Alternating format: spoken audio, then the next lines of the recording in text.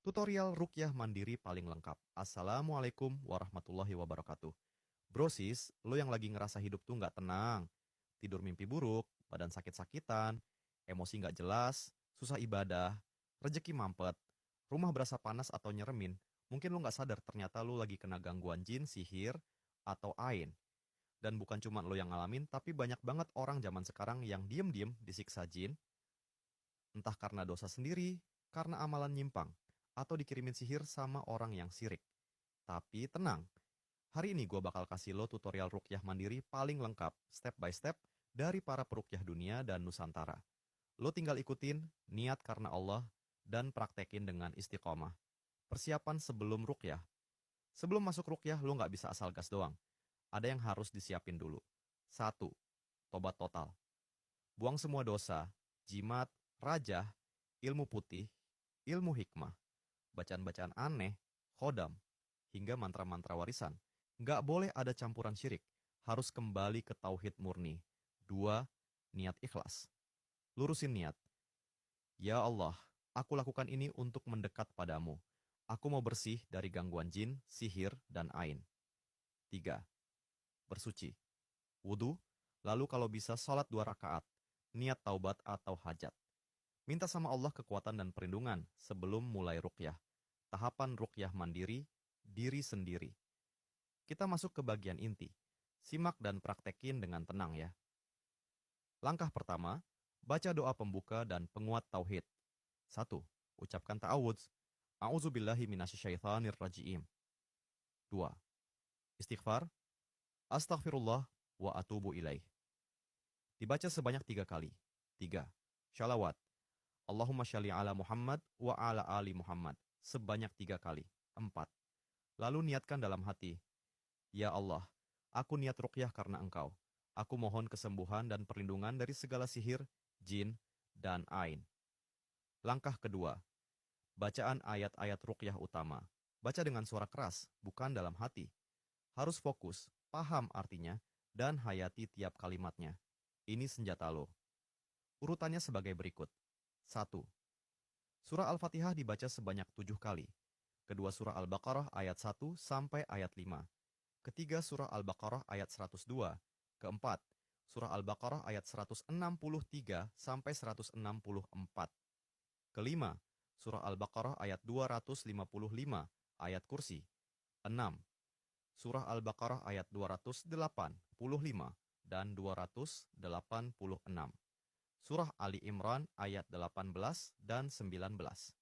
Kedelapan, surah Ali Imran ayat 26 dan 27. Kesembilan, surah Al-A'raf ayat 117 sampai 122. Kesepuluh surah Yunus ayat 81 dan 82.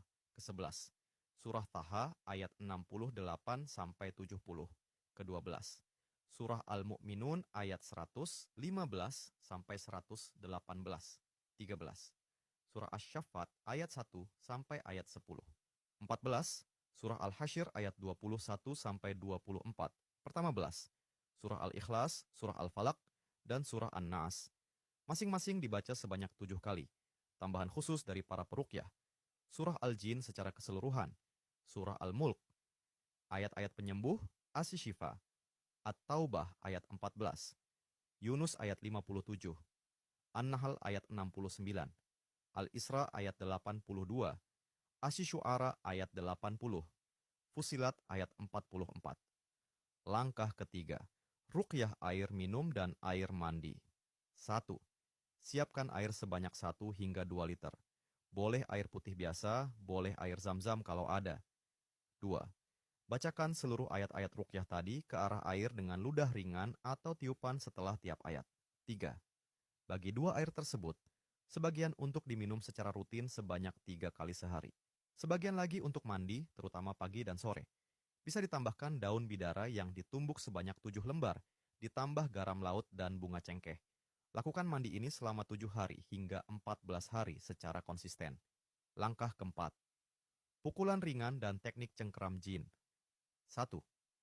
Saat membaca ayat ruqyah, pukul ringan bagian tubuh yang sering sakit atau bereaksi, seperti dada, kepala, perut, pundak, atau tengkuk. 2.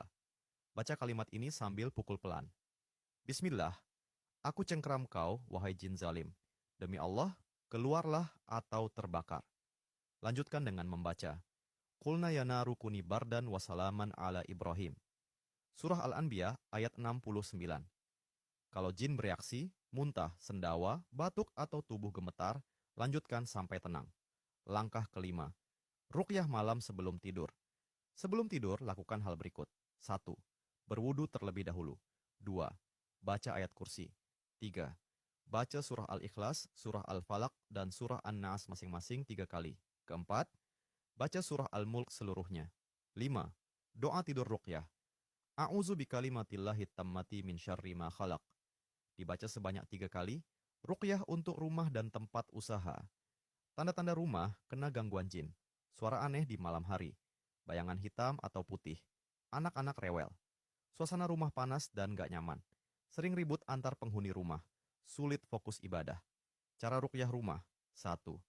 Bersihkan rumah dari jimat, patung, lukisan makhluk hidup, alat musik, benda mistis. 2. Syalat sunnah taubat seluruh penghuni rumah. 3. Buka semua pintu dan jendela rumah. Bacakan ayat berikut keliling rumah. Al-Baqarah ayat 1 sampai ayat 5. Al-Baqarah ayat 255. Al-Baqarah ayat 280. 5 sampai 286.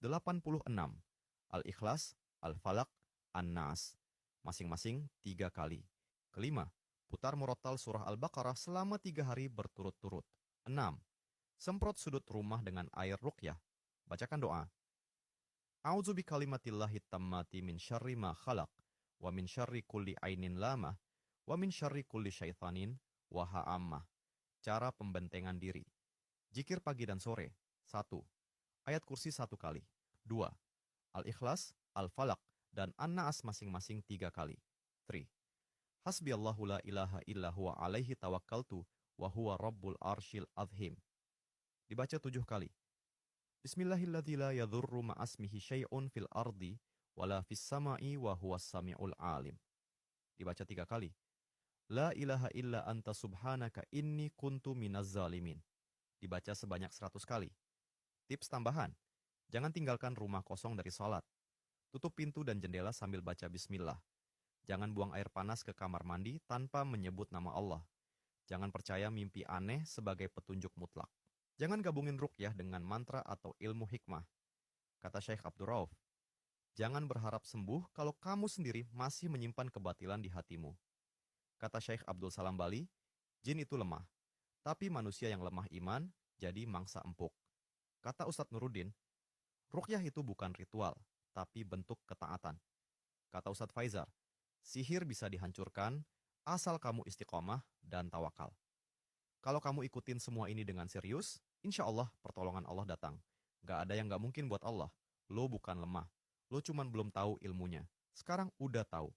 Tinggal amal. Wassalamualaikum warahmatullahi wabarakatuh.